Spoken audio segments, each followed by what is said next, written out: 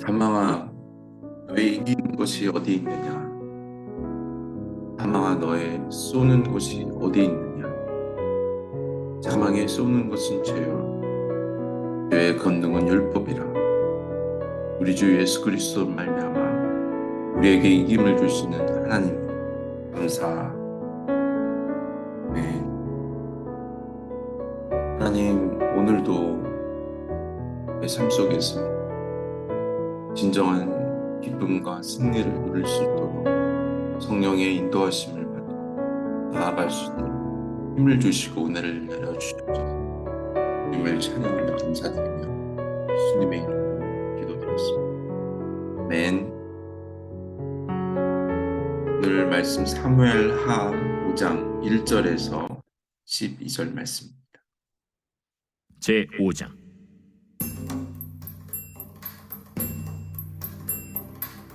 이스라엘 모든 지파가 헤브론에 이르러 다윗에게 나와 이르되, 보소서, 우리는 왕의 한 권력이니이다.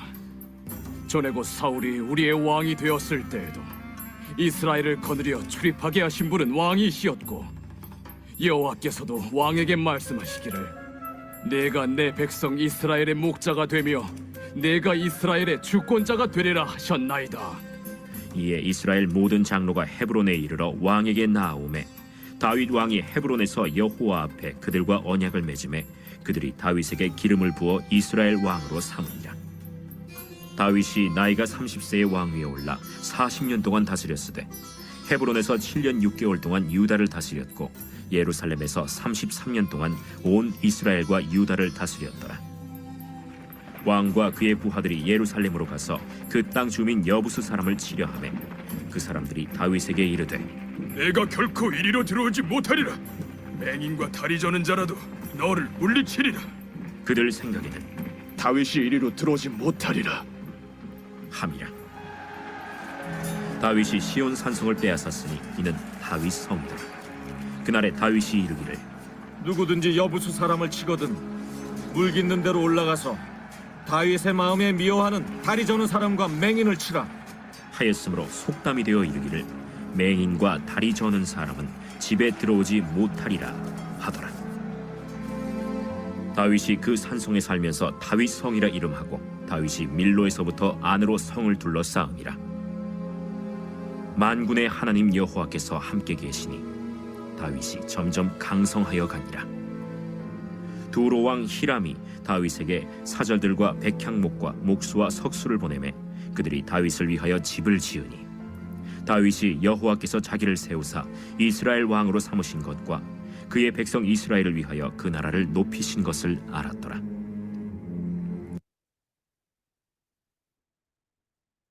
네, 오늘 5장 다윗이 이스라엘 전체의 왕으로 즉위 하여 헤브론에서 예루살렘으로 수도를 옮기는 일들을 기록하고 있습니다. 그래서 시온성을 통해 이스라엘 전체를 통합하는 중요한 기준점으로 잡고 있습니다. 이후에 다윗은 언약궤를 다윗성까지 옮기며 다윗이 주변 나라까지 이렇게 정복하게 되죠. 하나님 나라의 새로운 시대를 다윗이 이스라엘 예루살렘 성으로 시작하게 됩니다. 이 본문 앞절에 북이스라엘 왕이었던 이스보셋, 이 죽자 모든 이스라엘의 집과 리더들이 헤브론으로 모였죠. 다윗에게 기름을 붓고 그를 온 이스라엘의 왕으로 삼았습니다. 물론 아브넬과 이스보셋이 있을 당시에도 다윗을 왕으로 세우려고 했습니다. 이제 그들의 죽음이 다윗과 무관함을 깨닫고 이 모든 지파가 일어나서 다윗에게 모여들어 그에게 기름을 붓고 이스라엘 왕으로 삼았습니다. 이제 다윗을 통해 하나님은 신정 왕권을 세우는 하나님의 시간이 이제 찼습니다. 그러나 이 시간을 잘 살펴보면 다윗이 사무엘에게 기름 부음을 받은 지 22년 후입니다. 그리고 유다의 왕으로 7년 6개월 후에 일어난 사건입니다.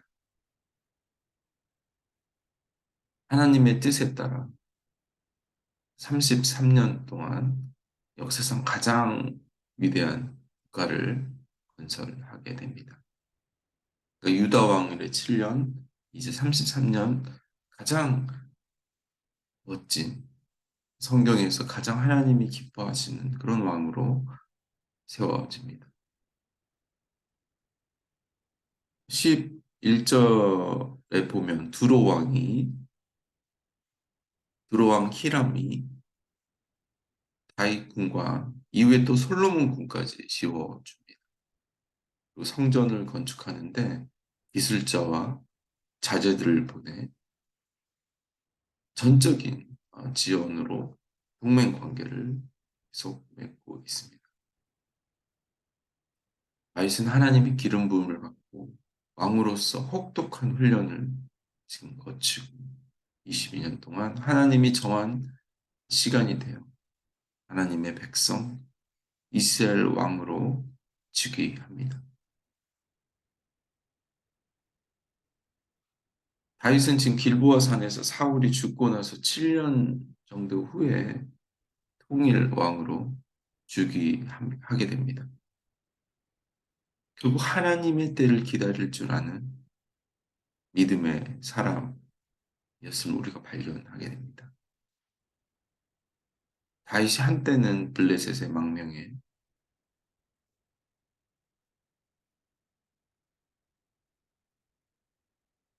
그런 시간을 제외한 블레셋의 망명한 시간을 제외한 그 외의 시간은 이스라엘 사람들에게 합당한 왕으로서의 모든 자질을 갖고 있었죠.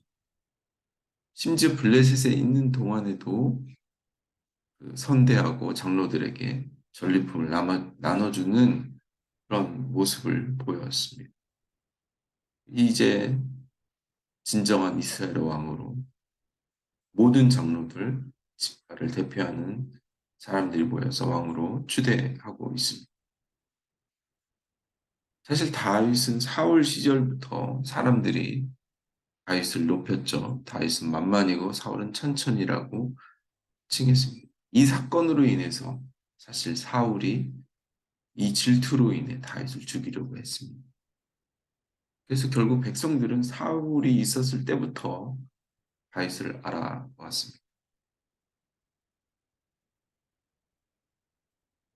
사절을 살펴보면 30세라고 나오죠. 유대왕으로 세워졌는데 이 30세라는 나이는 성경에서 요셉이 애굽에서 총리되던 날이고 예수님이 공생애를 시작한 나이입니다. 레위인들도 회막에서 일할 수 있는 나이가 바로 30세입니다. 다시 말해서 다윗은 가장 왕성하고 값이 있는 나이였음을 지금 성경이 소개하고 있습니다. 여기 시온성이 나오죠. 그 원래 예루살렘은 여부스 사람으로 말 그대로 여부스 샬롬이었습니다. 여부스 샬롬. 여부스 거민들이 평화를 이룬 요새였습니다. 지역적으로 지대로 있었기 때문에 쉽게 정복할 수 없는 철옹성 같은 요새였습니다. 여부스 사람들을 통해 다윗을 이렇게 조롱했죠. 소경과 절름발이라고 할지라도 다윗을 무찌를 수 있다고 조롱하였습니다. 그러나 다윗은 이 시온산성을 빼앗고 다윗성이라고 이름을 붙였습니다. 시온성 다윗성이라고 이름을 붙였습니다. 다윗이 시온을 빼앗은 것은 예루살렘 전체를 회복하는 의미를 상징하고 있습니다. 이 예루살렘은 신약 시대까지 이스라엘의 종교적 정치적 중심지로 계속 사용되었습니다. 다윗을 하나님이 왜 이렇게 세우셨을까?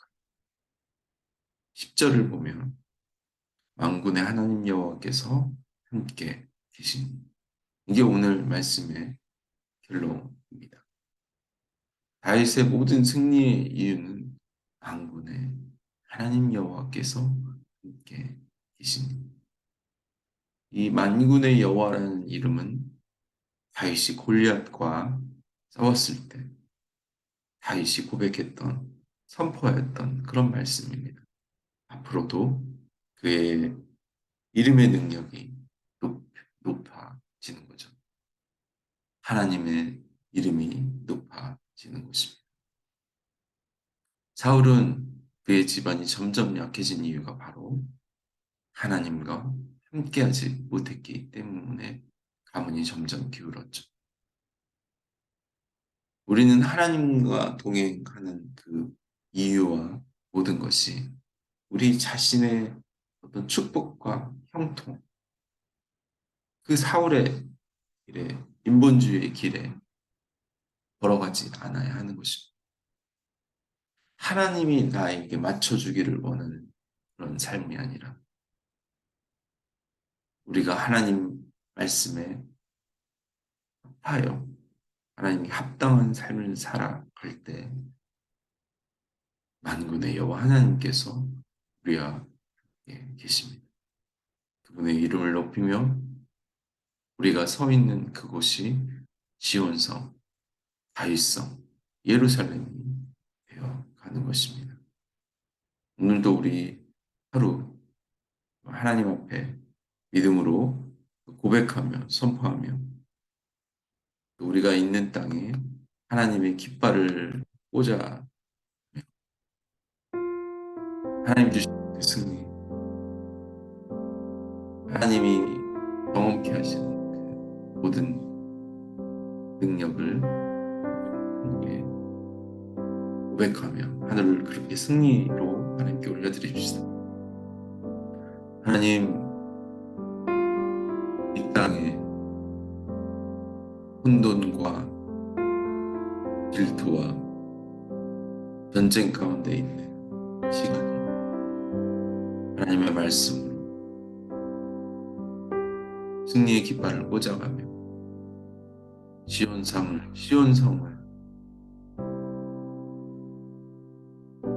이스라엘의 모든 백성들에게 샬롬을, 평안을 선포하시고 말씀으로 우리의 삶을 승리로 이끌어갈 수 있도록 오늘 도와주시고 인도하여 주시옵소서.